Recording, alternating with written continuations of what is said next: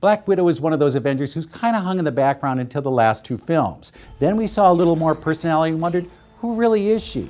Now in the new film Black Widow, we discover the backstory that puts her in the same company as Captain America, Thor, and Iron Man. Flashing back to a childhood in Ohio, the film finds her and her family running from some determined killers.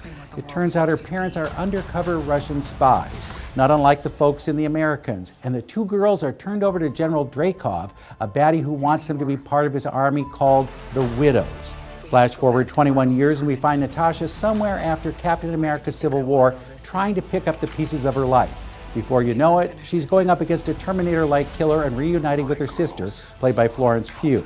Because the two haven't been together for decades, there's a lot of catching up to do, and for us, storytelling.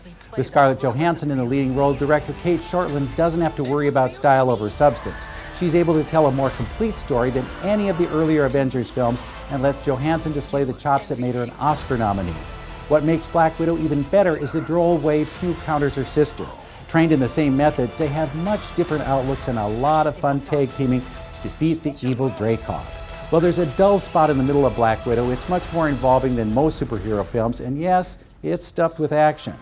When you understand what drives her and what matters, you'll realize she's the Avenger most deserving of a standalone film. Black Widow is like an engrossing spy thriller. Johansson and Pugh are so good together, you'll want them to team up over and over again. The web they spin never makes it seem like you're trapped. With your movies in a minute, I'm Bruce Miller.